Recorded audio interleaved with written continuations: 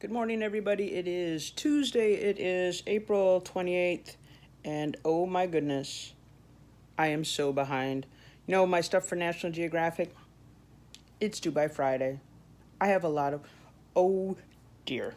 Well, so I know what I'll be doing today, later, is I will be sitting down, putting my little tush in my little chair, and I will be getting to work because, oh boy, do I have work to do. But anyway, on to you. Not my procrastination, but let's say good morning to you. So, first of all, it is currently cloudy. And then potential for thunderstorms, and then just rain. So, on that very happy weather note, I am glad that I got the lawn mowed yesterday. It took 3 hours, more than 3 hours, because it's a little push mower. I was very sore when I had to take a shower and sat in a hot shower because my back hurt. All right, so anyway, let's talk first about social studies before we get into other things. We are today talking about, the influence of Greek writing on the Romans. All right, let's just say that the Romans took Greek writing like they took everything else Greek, changed it a little bit, and called it their own. All right, we can see some of our ancient Greek, all right, which you can see letters in there that you're going to recognize, look a lot like what we have. Okay, the Romans then used those things. Look at here. Oh, look at all the stuff that I have found. Look. Oh, hold on, sorry, we had a little bit of an issue there. Greek alphabet adopted by the Etruscans, and then the Romans borrowed it from the Etruscans. They wrote in all capital letters, a lot like some of you. They carved things into bronze or onto stones. Paper had not yet made its way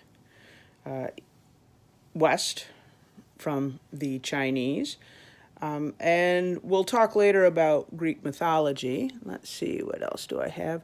Here's a little comparison. You can see sort of the Phoenician here, the Greek letters, and the Latin or the Roman letters. And you can see, this isn't obviously not all of the letters, but you can see a lot of the similarities between Roman and Greek.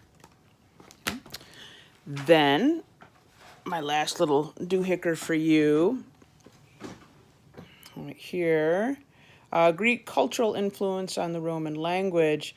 We didn't have a chance to study Alexander the Great. I would love to have, but that would have been in March and we were home. Everybody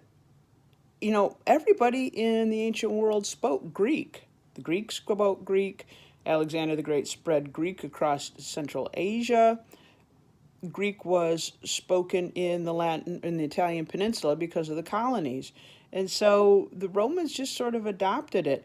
Latin was their official language, but Greek was the language of the educated, the language of science. And so you see just Greek influencing a lot of Latin writing. So there we go. Cultural diffusion at its finest.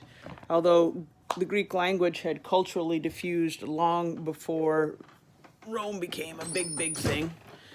So enough with social studies and this idea of cultural diffusion. Truly, if you remember something about this year and societies, remember cultural diffusion. Incredibly important. And after that, a little sip of coffee. So I hope you're enjoying the textbook. I've been hearing emails from some of you. It's been nice. You seem to be doing well when I've read things over. If you haven't started, get started. We will be having our next meeting next week, Monday. It'll probably be the same times. Hopefully we'll get some more people to join in. I just totally lost what I was going to say. Cultural diffusion. Oh, Mr. Bloom, thank you. Said something about cultural diffusion. We've been talking about cultural diffusion, meetings. Make sure that I know that social studies is the most exciting work that you have. Okay, I might be a little biased on that, but I think the social studies is the best. Make sure you are getting your other work done. Make sure you're communicating with teachers. Let us know what you need. I think Mr. Wilkie is sending out more packets tomorrow. I believe that's what I've heard. So if you needed a packet, I think he's going to send them out to everybody to make sure everybody gets them. Some of you have emailed me saying you didn't get your packets. Continue that communication so I know. Okay. So let us go outside today in the world of fog because it is foggy. But first, Mr. Bloom, you need to go fold the laundry because the dryer just binged. See, I may be a teacher at school, but here I continue to direct because, alas, that is what teachers do. If you talk to any family of teachers, they will tell you that the teachers seem to do a lot of directing, whether they're at school or whether they're at home. So let's go see how wet it is. Oh, I just saw a little chipmunk. Hello, guys.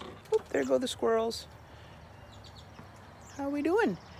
Listen to the birds this morning. Hello, guys. You can see how much rain we got last night. We're going to get more. But notice this beautiful, well-cut lawn. It took me about 3 hours. Can you hear the birds?